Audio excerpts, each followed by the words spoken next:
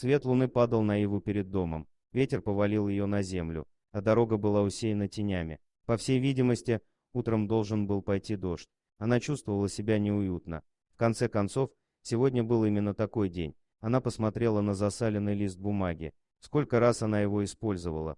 1000? Больше? Гораздо больше. Она сложила лист вдвое и положила его рядом с собой. Ей нужно было хорошо выспаться. Даже если бы шел дождь, она бы все равно это сделала. Обычному человеку, прочитавшему это, было бы странно понять, насколько это благоговейно. Это похоже на шутку, иначе это никак не объяснить. На листе была написана дата. 18 сентября 2021 года. Она была написана большими жирными буквами. Далее следовал текст. Он был написан торопливо, как будто рука дрожала. «Вытащите меня.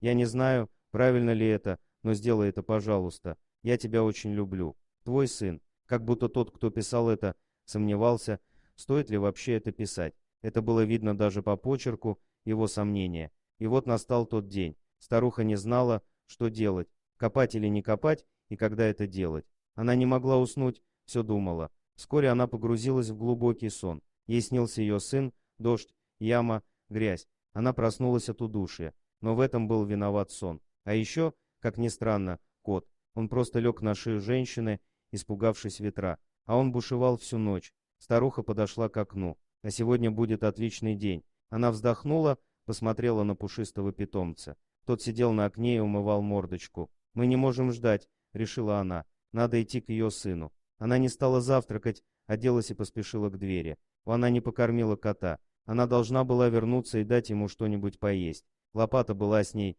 она привезла ее с дачи. Она держала ее в руках, пока ехала. Нежно, как ребенка, прижимала к себе. Люди смотрели на нее косо. Это было странное зрелище, старая хозяйка. Утром на кладбище стояла тишина. Женщина подкралась к домику сторожа. Она заглянула в окно, тишина, слава богу, сторож спал. «Пусть спит», — подумала она. Ей не хотелось объясняться с ним. Она подошла к лежащему сыну и остолбенела. Над ним лежала жирная, свежая земля. Татьяна, так звали нашу героиню, бросила сумку на землю и принялась деловито копать. Что она хотела там найти, Татьяна не знала. Ни одной мысли. За год до этих событий, в сентябре того года, по шоссе мчалась машина. Старенькая, но качественная. Алексей арендовал ее всего на сутки. Он выполнял работу, и вот она, новая жизнь. В машине лежал саркофаг с православным крестом, а рядом документы человека, в которых было написано, что его больше не существует.